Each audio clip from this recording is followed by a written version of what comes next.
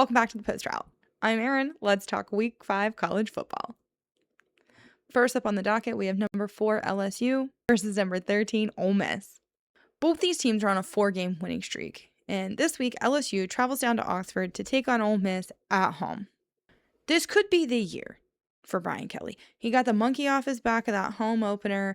He's starting to look like he's got a national championship caliber team. Lane Kiffin, if he has anything to say about it, will be walking out of this weekend 5-0 and not 4-1. Lane Kiffin he's a rarity. He's a super adaptive coach. And that actually is a direct quote from a ton of other coaches, including Brian Kelly and Nick Saban. He is a type of coach that can adjust his game plan on the fly. When something is not working, he is able to shift gears and find creative solutions to problems with his team. That is a rarity for some coaches. They don't always have that ability to pivot, which is why Lane Kiffin and the Rebels have been so successful. LSU's defense is tough. Ole Miss has not faced anything close to this so far this season. LSU is working with a top 20 ranked defense. They put a lot of money into this, a lot of NIL, a lot of time in recruiting, a lot of time in the portal. They worked their behinds off to add talent and depth and versatility to this defense and make them competitive. Brian Kelly saw that this was a hole in their team last year, and he worked his behind off with the rest of his coaching staff to fill that void. And they have done an excellent job bringing in some new talent, but making sure the talent that they had remains. While LSU has a top 20 ranked defense, they are considerably better against the run than they are against the pass, which, depending on which quarterback he has to start this week, might not work out that great for Lane Kiffin. Austin Simmons got hurt 2 weeks ago, and Trinidad Chambliss has been replacing him in the starting lineup for the last 2 games against Arkansas and Tulane. Lane Kiffin has gone on the record to say that if 100% healthy, Austin Simmons is his starter. We just don't know if he's 100% healthy. Trinidad Chambliss is a mobile quarterback. That's not to say that he can't throw. In his 2 starts with Ole Miss, he has thrown for over 700 yards, 6 touchdowns, and he's rushed for almost 200. In the depth chart of running backs, he's running back 2. It will be if he is their starting quarterback, it will be crucial for LSU to shut him down in the run game and force him to throw. Now, he can throw. I'm not suggesting that he can't, but that limits his abilities and shuts down a threat from the Ole Miss offensive side of the ball. Gives LSU a better fighting chance if they're not worried about this kid running on them for over 150 yards. Garrett Nussmeier, on the other hand, the quarterback for LSU, not a runner. Not a runner. And that's fine. Much like our friend Baron Morton, who we talked about a couple of weeks ago, and Carson Beck, he doesn't have to be.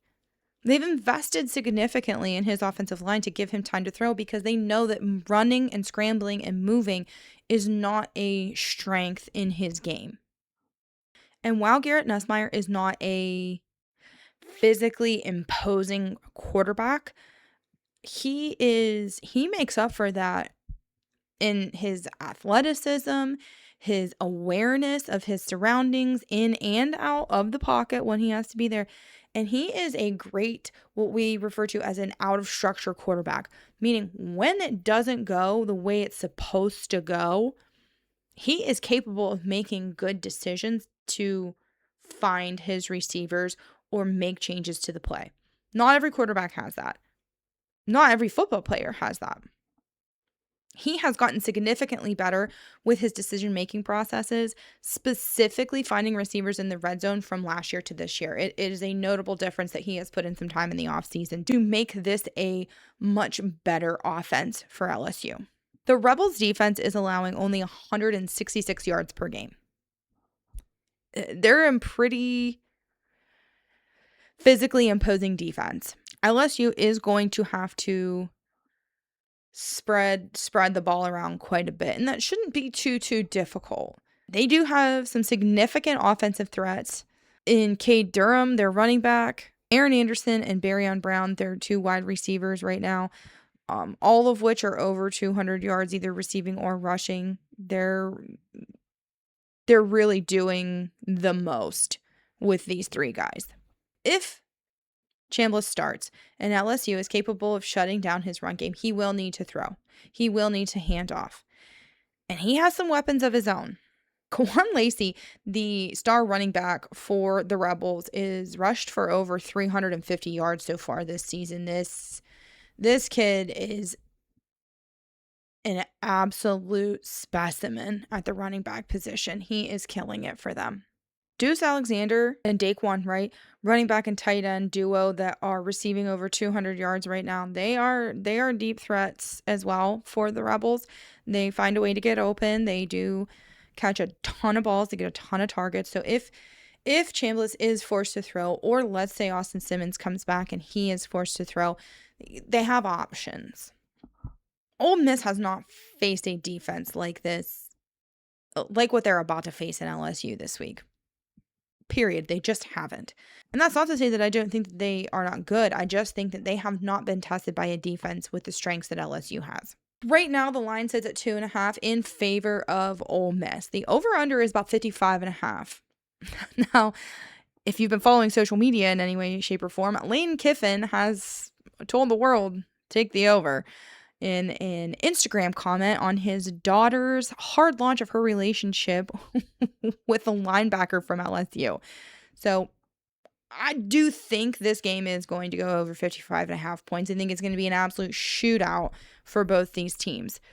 This is going to be an electric game in Oxford. That being said, we're calling this game for LSU. I just think Brian Kelly has finally got that opening game monkey off his back. He is feeling great. Garrett Nussmeier looks great. They have made strides to make this a complete football team, and they look pretty darn good right now. That's the route. Catch you next time.